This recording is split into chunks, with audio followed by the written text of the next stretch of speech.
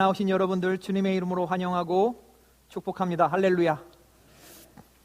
우리 지난 시간까지는 4시간에 걸쳐서 구약의 욥을 통해 하나님이 자존심을 거시고 자랑하신 그런 성도들, 하나님의 종들이 갖추어야 할 4가지 덕목에 대해서 말씀드렸습니다. 기억하십니까? 하나님이 사탄에게 자랑하신 성도는 순전하고 정직하고 하나님을 경외하고 악에서 떠난 종이라고 했습니다. 우리 선한샘의 모든 성도들이 이러한 순전하고 정직하고 하나님 경외하고 악에서 떠난 종들이 되시기를 주님의 이름으로 축원합니다. 그럼 오늘부터 3주 동안은 3번에 걸쳐서 그럼 이런 사람들이 누구였는가? 성경에 어떤 사람들이 구체적인 예인가? 이것을 살펴보도록 하겠습니다. 많은 하나님의 마음을 시원케 해드리는 사람이 있었는데 요즘 우리가 매일 묵상하는 생명의 삶 성경 본문이 어디죠? 에스겔 14장 14절에 보면 하나님이 콕 집어서 3사람을 얘기했어요. 그 사람이 누구냐? 노아, 다니엘, 욥. 이 3사람이 거기 있을지라도 그들은 자기의 공의로 자기의 생명만 건지리라. 나 주 여호와의 말이니라. 3사람이 누구라고요? 노아, 다니엘, 욥. 오늘은 누구를 설교합니까? 노아. 다음 주는? 그 다음 주는 세계 성찬주일입니다. 그 다음 주는 세계 성찬주일. 물론 제가 설교하지만 그 다음 주에 욥을 설교하겠습니다. 여러분, 에스겔 선지자를 통해서 하나님이 이 3사람이 비록 거기 있을지라도 이 하나님의 의도가 뭐냐 하면 나는 이 3사람을 보고 싶다. 그런데 옛날에 그 노아, 다니엘, 욥 3사람이 그 믿음을 가지고 지금 이 시대를 살아간다고 하면 옛날에는 그 믿음 가지고 주변에 있는 사람까지 구원했다고 한다면 지금 이 시대는 그저 자기들밖에 구원하지 못할 것이다. 이 말은 과거가 악하다는 거예요? 지금이 악하다는 거예요? 똑똑하신 여러분들이 지금이 더 악하다는 거예요.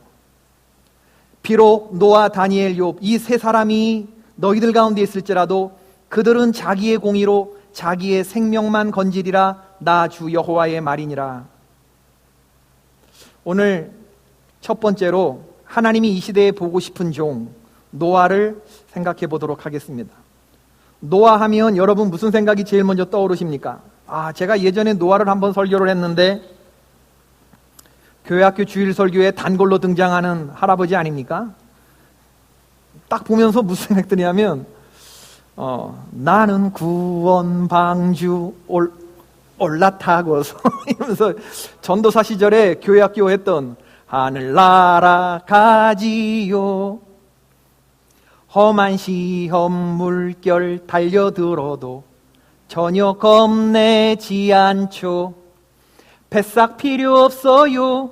주님 선장 되시니 나는 염려 없어요. 나는 구원 방주 올라타고서 하늘나라 가지요.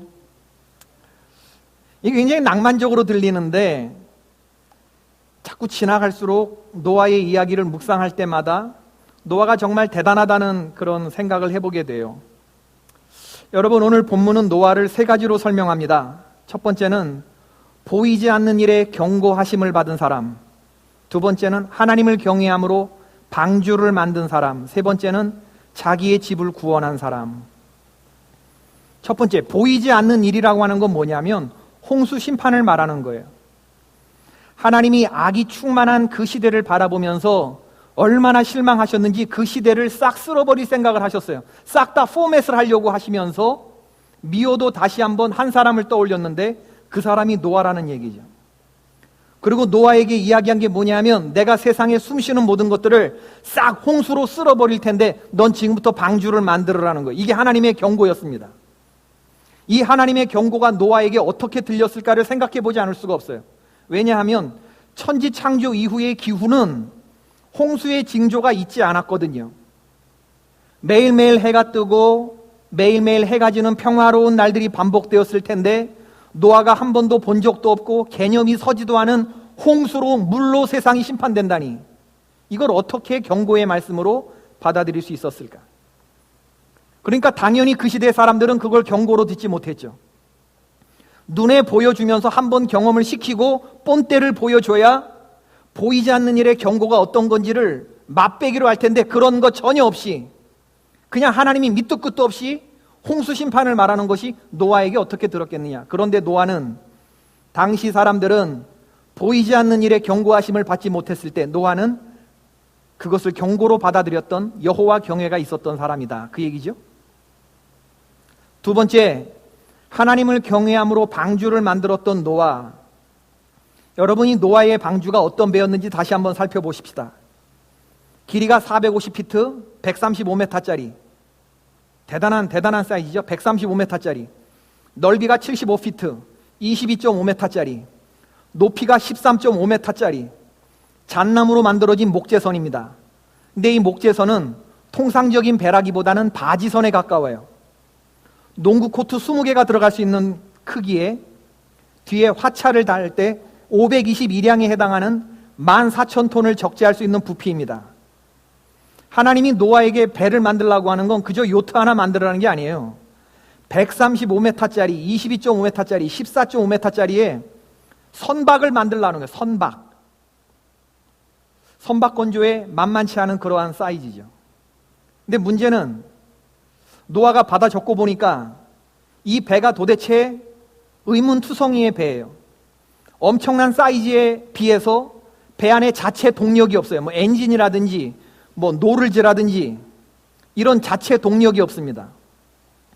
자체 동력이 없으면 배가 바람의 힘을 이용해서 나아갈, 장대를 높이 세우고 천을 세우는 이 돛대라도 있어야 되는데 돛대도 없습니다. 삿대도 없어요. 배를 지면에서 가까이 붙이거나 뗄 때 쓰는 이 삿대, 이런 게 하나도 없어요. 그러니까 노아의 방주는 최소한 흐르는 물결 따라 방향을 바꿀 만한 조종관도 없고, 배 탄 사람들이 이 배를 움직일 만한 손톱만큼의 의지도 허용되지 않는, 물에 뜨기만 할 뿐 배 탄 사람들의 의지가 손톱만큼도 허용되지 않는, 이건 100% 복종의 배입니다. 여러분, 135m짜리 어마어마한 선박을 지으면서 이 배가 어디로 흘러가다가 어디로 갈지 모르는 이 무섭기 짝이 없는 배를 여러분 같으면 제작할 수 있겠습니까? 창문의 위치도 애매해요. 위에서 1m 정도 되는 곳에 조그맣게 창문이 있는데, 창문을 통해서 밖을 보면 물이 보이는 게 아니라 하늘밖에 보이지 않을 조그마한 창문을 3층에 내라고 했습니다. 노아가 홍수가 그치고 배 밖으로 나올 것을 결정할 때 물이 빠졌나 안 빠졌나를 살펴볼 때 창문을 내밀고 이렇게 밑을 봤나요? 아니면 어떻게 했나요? 비둘기를 띄웠죠. 왜? 물이 보이지 않기 때문이죠. 비둘기를 띄워야 했어요. 노아가 배에 태운 짐승들과 사람들에게서 나오는 분뇨와 배설물들은 어떻게 처리해야 했을까? 가장 중요한 환기시설과 플러밍과 이 화장실 시설에 대해서는 하나님이 언급이 없어요. 그냥 그런 것들은 알아서 처리하는 거예요. 알아서. 만일 하나님이 잘 살고 있는 여러분에게 나타나서 이러한 명령을 내리셨다고 가정해 보십시다. 제가 노아가 대단하다고 생각하는 이유는, 하나님이 이 창세기 5장 32절에 보니까 노아가 세 아들을 낳았을 때 나이가 500세가 지냈던 때라고 하고 있거든요. 5장 32절에 셈, 함, 야벳을 낳았던 때가 500세가 넘었던 때다.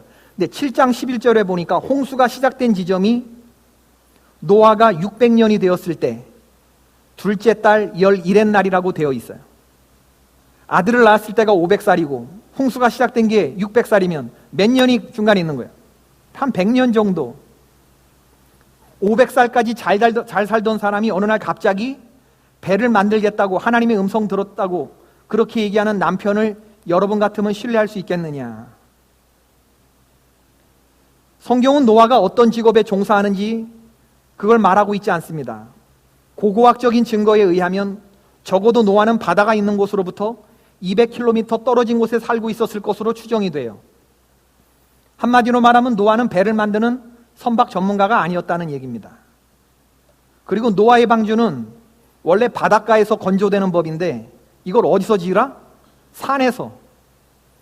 처음부터 끝까지 도대체 순종할 수 없는 주문들로 하나님이 지금 노아의 심령이 되고 이야기를 하는 겁니다. 내가 홍수를 땅에 일으켜 무릇 생명의 기운이 있는 모든 육체를 천하에서 멸절하리니 땅에 있는 것들이 다 죽으리라. 이렇게 시작하시면서 홍수의 개념도 없는 사람에게 배를 만들어라. 전문가도 아닌 사람에게 배를 만들어라. 그 배에 동력이 없는 이상하기 짝이 없는 배, 그리고 그 배를 바닷가가 아니라 산에서 만들어라. 여러분 같으면 이 하나님의 음성을 어떻게 받아들이시겠나요? 여러분, 우리들은 생각해보면 인간들이 믿을 수 있는 것들만을 믿는 경향이 있습니다. 나의 이성을 설득시킬 수 없는 것에 대해서는 판단을 보류하거나 부정합니다. 하나님이 세상을 다스려 나가시는 신비에 대해서 무지하고 하나님의 생각이 나의 생각보다 크다는 것을 입으로만 하지 머리로는 인정하지 않습니다.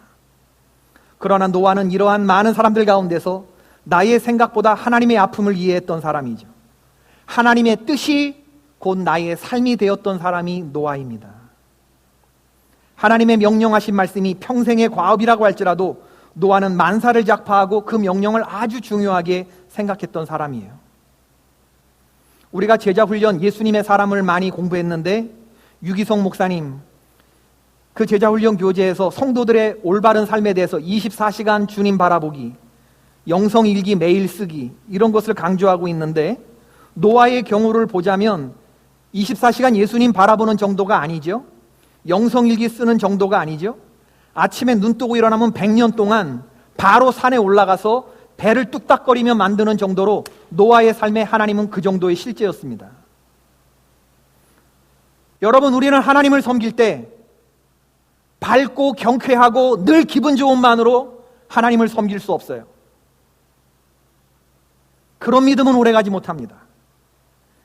노아가 이렇게 행할 수 있었던 것은 여호와 경외가 있었다 그랬어요. 여호와 경외. 경외라는 건 여러분 무슨 단어냐면 누미노제, 두렵고 떨리는 마음으로 그분 앞에 복종하는 사람만이 이러한 행동을 가능할 수 있는 거죠. 유쾌하고 밝은 마음일 때는 섬기다가 조금 싫으면 집어던지고 안 하고, 이런 여호와 경외가 없는 사람들은 도저히 따라갈 수 없는 그러한 믿음의 소유자가 누구였느냐? 그게 노아였다는 얘기죠. 세 번째, 노아는 어떤 사람이었는가? 그는 자기 집을 구원한 사람이었다.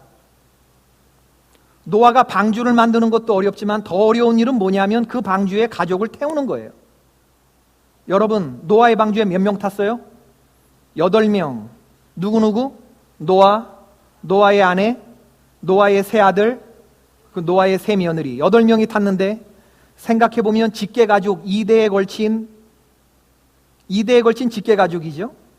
노아는 한 여자의 남편이었고 세 아들의 아버지였고 세 며느리들의 시아버지였다는 사실인데, 여러분 이 관계를 생각해보면 부부관계, 부자관계, 형제관계, 고부관계, 이 모든 관계들이 다 들어가 있어요. 그 8명의 관계 안에.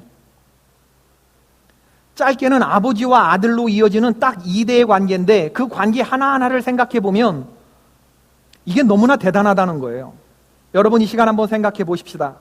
여러분은 남편이나 아내로부터 신뢰받고 존중받는 사람이십니까?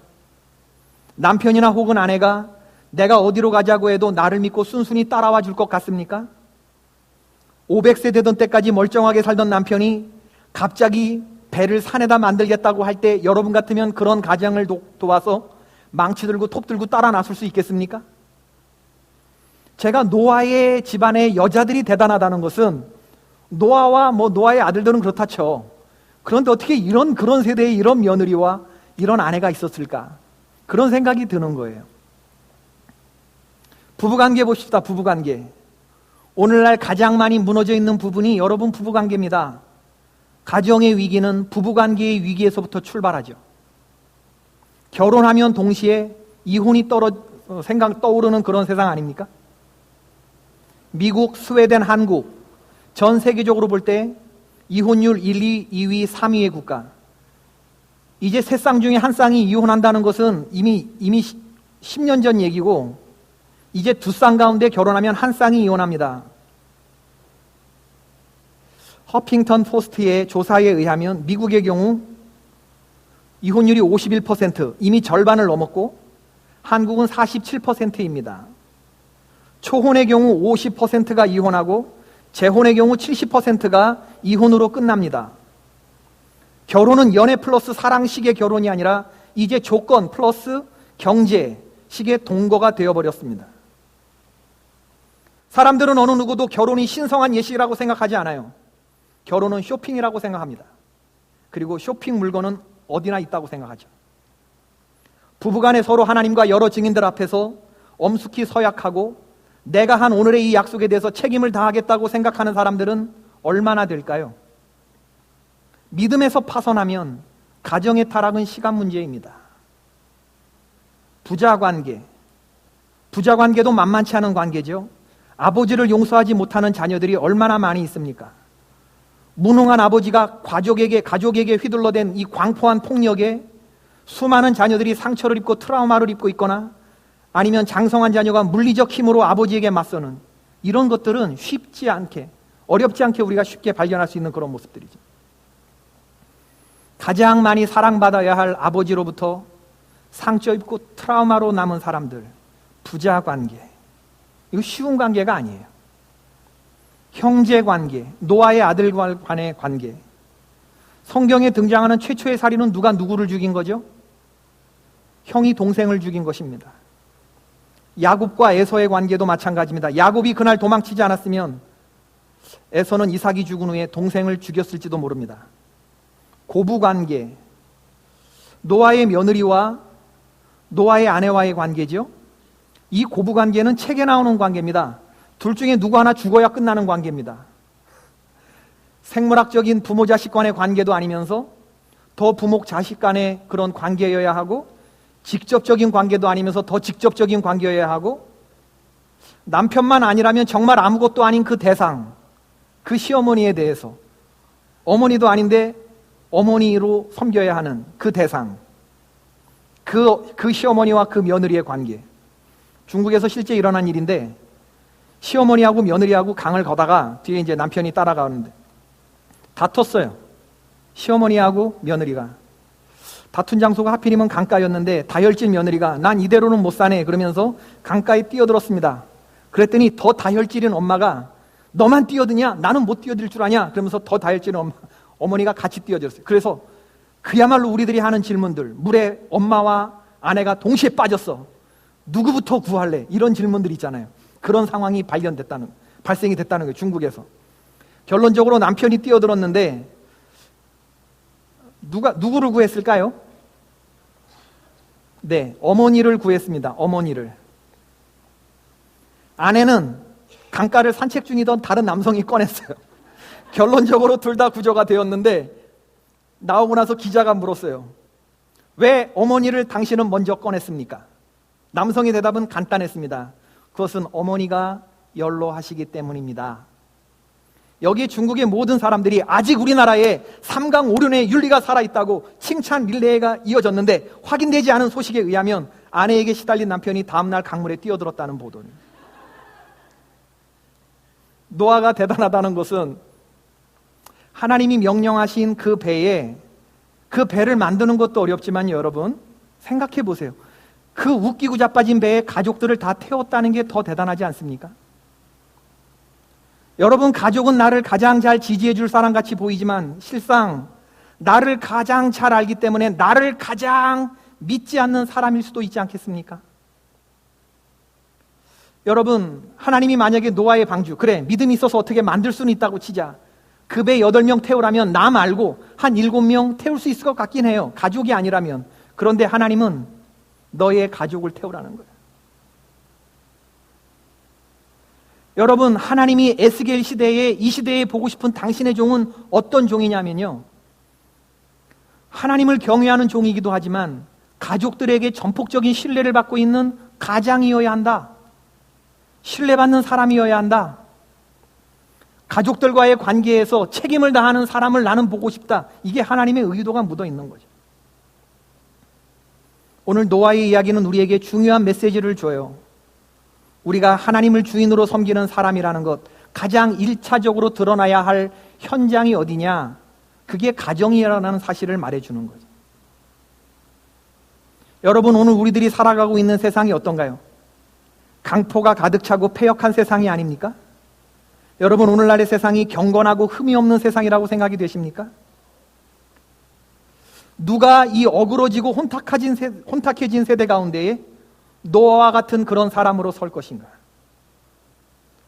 방주의 창문을 통해서 현실을 보는 것이 아니라 현실은 그저 시체가 둥둥 떠다니는 거겠지.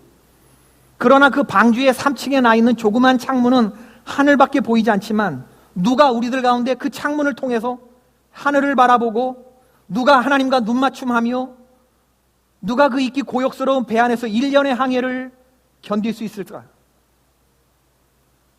누가 그 창문, 조그마한 창문을 향해서 하나님을 보고 그 하나님을 떠올리면서 그 하나님을 경외하는 마음으로 살아갈까?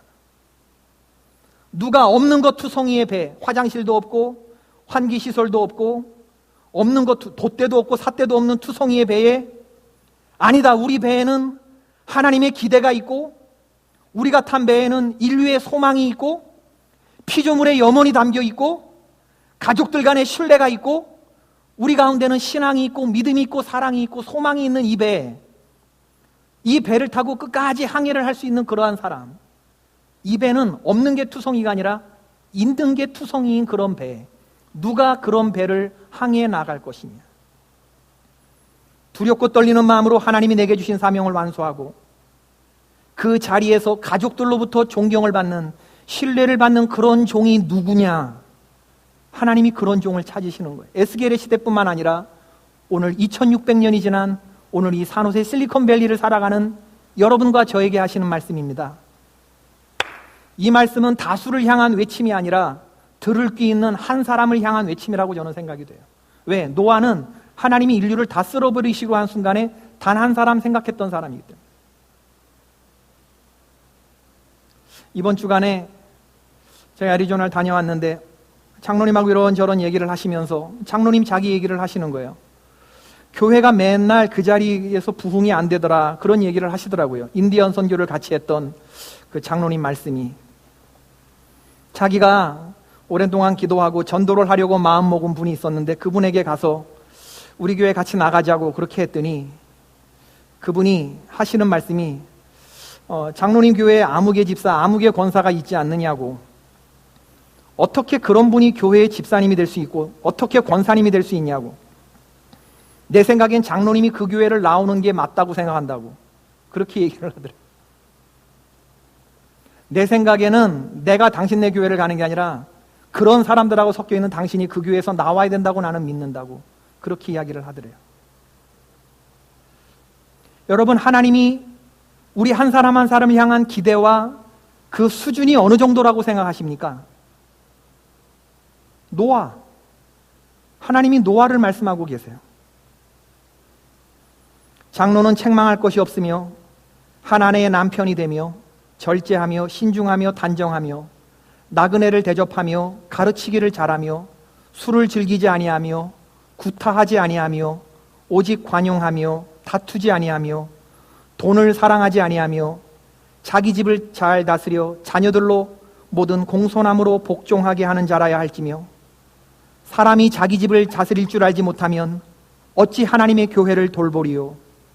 또한 외인에게서도 선한 증거를 얻는 자라야 할지니 비방과 마귀의 올무에 빠질까 염려하라. 디모데전서 3장에 나오는 말씀 아닙니까? 도대체 장로에게, 도대체 감독에게, 도대체 집사에게 지금 사도 바울은 몇 가지의 조건을 지금 들이대고 있는 겁니까? 이런 사람이 교회의 일꾼이 되어야 된다는 거예요. 다시 한번 할까요? 지금 우리는 몇 가지나 들이대고 있죠? 우리 교회의 일꾼으로 세우는 집사님과 권사님과 장로님들과 그리고 저에게까지.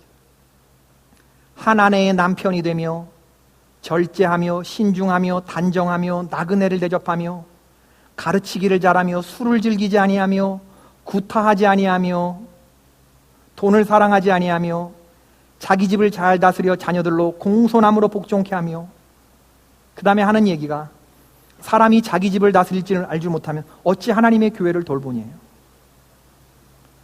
올해 부흥강사 목사님으로 오셨던 캐나다의 박신일 목사님이 하신 말씀 우리가 다 같이 기억하죠.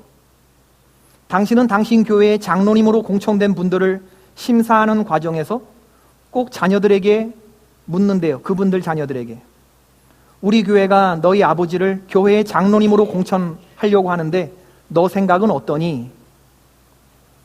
그랬을 때 자녀가 우리 아버지는 아직 멀었어요 라고 한다면 장로 공천하지 않는데요. 왜냐하면 세우는 것, 세워서 교회에 하나님의 영광이 모욕될 수 있기 때문에.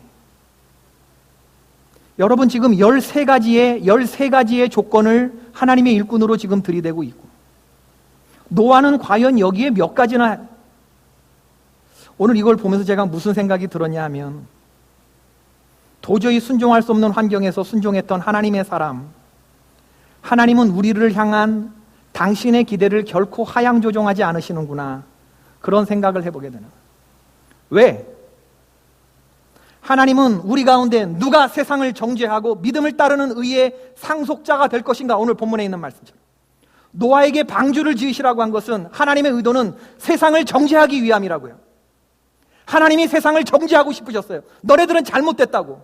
그런데 눈에 보이지 않는 하나님이 눈에 보이는 당신의 백성들을 통해서 누가 세상을 향한 외침이 되는 삶을, 믿음의 삶을 살 것인가? 이게 하나님 생각하셨다니까요. 아무짝에도 쓸모없는 그러한 일을 한다고 노아를 정죄하던 사람들이 결론적으로 아무짝에도 쓸데없는 사람인 것이 드러났잖아요. 노아의 당시에 여러분, 네피림이라고 하는 사람들은 당시 보기에 사람들에게는 스타였죠. 사람들이 닮고 싶은 사람들이었죠. 그런데 결국에는 하나님 보시기에는 그 네피림이라고 하는 건 패역한 존재의 다름이 아니었다는 거예요. 믿음이 없는 사람들에게는 현실이 전부이고 그것이 그들의 현실일 뿐인데, 믿음이 있는 성도에게는 믿음이 현실인 줄로 믿습니다. 믿음으로 사는 사람들은 하나님의 경고가 현실보다 더 무서운 경고, 이게 여호와 경외라는 거예요. 이런 종을 하나님이 보고 싶으신 것이고, 홍수가 하늘로부터 구멍이 나고 땅에서 막 쏟아지는 이러한 물투성이의 홍수 심판 가운데서 마른 땅을 밟고 탔다가 마른 땅을 밟고 내리는 가족이 있습니다. 하나님이 택하신 노아의 가족이 그랬어요. 홍수의 심판에 물 한 방울 못 치지 아니하고 그 배에 마른 땅을 밟고 탔다가 다시 마른 땅을 밟고 내리는 사람, 하나님은 그런 사람을 보고 싶은데 우리 가운데 누구냐? 그런 종이. 오늘 말씀 보면서 따라갈 수 없는 저 꼭대기의 사람 노아를 세워놓고, 아, 우리 비참하게 만들려는 의도가 아니신가? 나는 이미 틀렸는데. 오늘 말씀을 보면서 제가 그런 생각이 드는 거예요. 그렇다 그러면 나는 이미 틀렸는데. 근데 여러분, 우리에게는 십자가의 능력이 주어진 줄로 믿습니다. 하나님이 회복시키셨어요. 아직도 늦지 않았고 다시 주님의 구원 방주에 동승하면 얼마든지 우리는 하나님의 기대를 이루어 드릴 수 있는 시간이 남아 있습니다. 하나님은 따라갈 수 없는 저 꼭대기에 노아를 놓고 우리를 비참하게 만들려는 것이 아니라, 아직도 나는 너희들을 기대하고 있고 아직 너에게는 내 사랑하는 아들의 피가 보이고 있기 때문에 너희들은 의로운 사람이고, 주님 안에서 너희들은 이전 것은 지나간 사람이 되었고 새로운 피조물이 되었다고 그 시각으로 바라보시는 하나님께서는 여러분과 저를 향해서 여전히 기대를 갖고 계시는 줄로 믿습니다. 오늘 이 하나님의 기대를 가지고 우리 다시 시작하십시다. 우리의 이후의 삶이 이전의 삶과 완전히 달라질 줄로 믿습니다. 하나님이 보고 싶어하는 종, 콕 집어서 말씀하신 첫 번째 종이 노아였어요. 하나님을 경외하고 가족들로부터 신뢰를 받는 하나님의 사람, 도저히 순종할 수 없는 환경 속에 하나님을 신뢰하는 모습으로 세상이 잘못됐다고 말씀하시는, 세상을 정죄하고 싶어하는 하나님의 말씀에 모델이 되어주었던 사람, 정말 하나님의 마음을 시원케 해드렸던 사람. 에스겔의 시대에 그런 성도들이 하나도 없어서 그때 그 시절에는 그 성도가 있었지, 하나님의 생각에 제일 1번 타자로 떠올랐던 사람 노아. 오늘 이 시대에도 하나님은 그러한 사람을 보고 싶으신 거예요. 난 우리 선한샘의 성도들이 이 하나님의 기대를 충족시켜 주신 하나님의 종들이 될 수 있기를 주의 이름으로 축원합니다.